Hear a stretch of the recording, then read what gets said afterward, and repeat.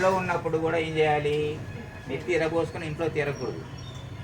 తిరిగితే దానివల్ల మా ఇంట్లో కదా మేము తిరిగితే ఏమవుతుంది అనుకోదు, దాని ఫలితం మీరే అనుభవిస్తారు. కాబట్టి మనం ఆ విధంగా చేయకూడదు. బయటకు వస్తే ఎలా ఉండాలి?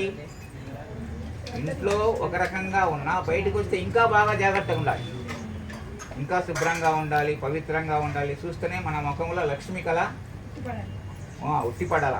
కాబట్టి ఆ విధంగా మనకు లక్ష్మి కళ ఉండాలి. కాబట్టి మనం బయటకు వచ్చి ఈరబోసుకొని దయ్యాల మధ్య వస్తే మనం ఎవరు తెచ్చుకోరు. కాబట్టి ఎన్ని చేసుకోవాలి. తర్వాత మనం ఇచ్చేటువంటిది మనం ఎవరికైనా ఇచ్చేటప్పుడు ప్రేమతో ఆప్యాయతగా ఇవ్వాలి. ఏడుస్తూ దుఃఖపడుతూ ఇవ్వకూడదు. కాబట్టి మనం దాన ధర్మాలు చేసేటప్పుడు సంతోషంగా చేయాలి. గోవులను పూజించండి, గోరక్షణ చేయండి. గోవులను పూజించాలా, గోవులను రక్షించాలి. అది మన బాధ్యత. దానికి ఎందుకంటే గోమాత తల్లి, తల్లి లాంటి తల్లి గోమాత. కాబట్టి సమాజంలో 4 పనులు చేయకూడదు: స్త్రీ హత్య, శిశు హత్య, గోహత్య, బ్రాహ్మణ హత్య. గోవులను చంపకూడదు, స్త్రీలను చంపకూడదు, పసిపిల్లలను చంపకూడదు, బ్రాహ్మణులను చంపకూడదు, హింసించకూడదు. కాబట్టి ఇవన్నీ ఏతో చేయకూడదని మనకు శాస్త్రం చెప్తుందో ఇవన్నీ చేయకూడదని శాస్త్రం చెప్తుంది. ఇవే జరుగుతున్నాయి ఇప్పుడు. స్త్రీలను హింసిస్తున్నారు, గోవులను హింసిస్తున్నారు, పసిపిల్లలను పురిట్లోనే చంపేస్తున్నారు.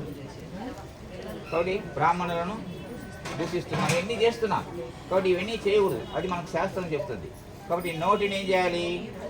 ఇప్పుడు మనం చెప్పుకున్నాం వాజ్ మే అసేస్తోని. పెదవులు ఎలా ఉండాలి? లిప్టిక్ గుసుకొని ఎర్రగా కనిపిస్తున్నారు కదమ్మా. పెదవులు బాగా మంచి పలుకులు పలకాలి, చిలక పలుకులు పలకాలి, మంచిగా మాట్లాడాలి. అందుకని చూడండి, ఈస్ట్ వెస్ట్ వాళ్ళు, గోదావరి వాళ్ళు, గుంటూరు వాళ్ళు వస్తే ఏమండి ఎలాగున్నారండి, బాగున్నారండి అంటారు. మనం ఏం చేస్తాం? ఏమ్యా ఎప్పుడు వచ్చినావా? భాష చాలా వేదుగా ఉంటుంది. కాబట్టి మనం ఆ విధంగా ఉండకూడదు. పెదవులు మంచి పలుకులు పలకాలి.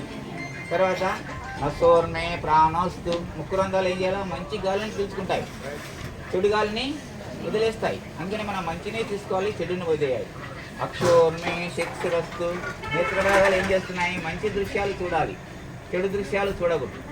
అలానే కర్ణయోర్మే శ్రోత్రమస్తు. చెవులు ఏం చేయాలి? మంచి మంచి వినాలి, మంగళకరమని వినాలి. కాబట్టి మనం చూసేటువంటి చూపులు, వినేటువంటి మాటలు మంచిగా వినాలి. బాహ్యోర్మే బలమస్తు. భగవంతుని ఎందుకు చేతులు ఇచ్చాడు? కష్టపడి పనిచేయాలి. పనిచేసి సంపాదించుకున్న దాంట్లో ఏం చేయాలి? ఇట్లా గుంజుకోకూడదు, ఇట్లా పెట్టాలంట. ఇట్లా పెట్టేటప్పుడు ఇట్లా పిడికిడితే వేయకూడదు, మొత్తం వేయాలా, వదిలేయాలా. కాబట్టి మనం ఆ విధంగా మనం చేయాలి. కాబట్టి చేతులను శుభ్రంగా ఉంచుకోవాలి.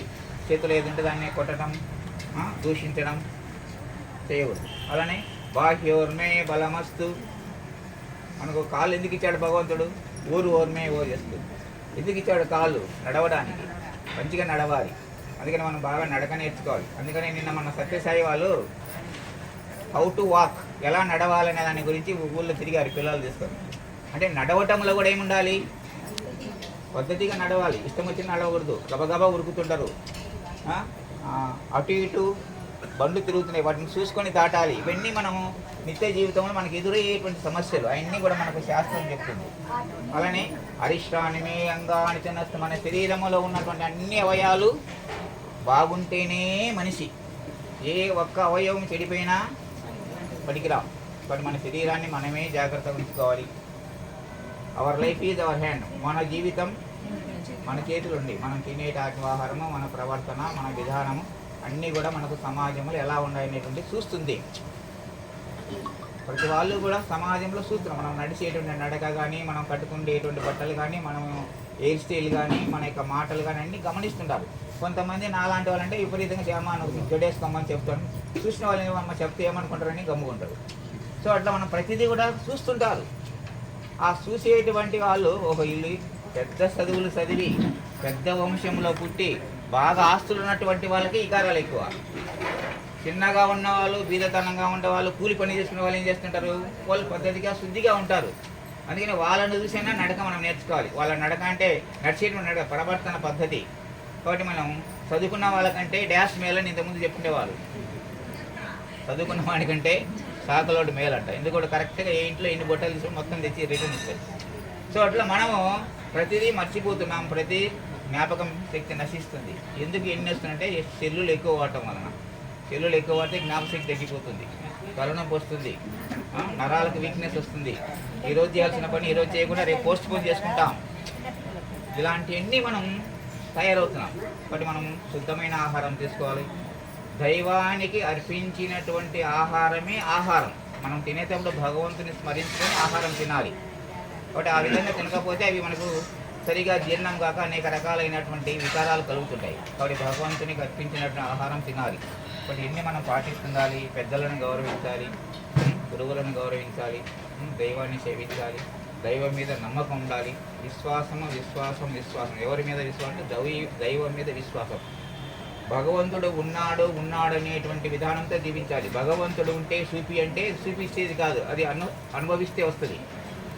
మన జోబులో 20 రూపాయల బిల్ల ఉంది. ఇప్పుడు కొత్తగా వచ్చిన 20 రూపాయల బిల్లు వచ్చింది, 10 రూపాయల బిల్లు వచ్చింది, 5 రూపాయల బిల్లు వచ్చింది, 2 రూపాయల బిల్లు, 1 రూపాయి వచ్చింది. కొత్త ఇచ్చినాయి. కొత్తవి చూస్తే మనం ఏం చేస్తాం? తీసుకొని దాచిపెట్టుకుంటాం. అట్లనే మనం ఇవన్నీ కూడా సమాజం నేను చూస్తున్నాం, చూసేటువంటివన్నీ కూడా గమనిస్తున్నాం. కాబట్టి మనం జాగ్రత్తగా వాటిని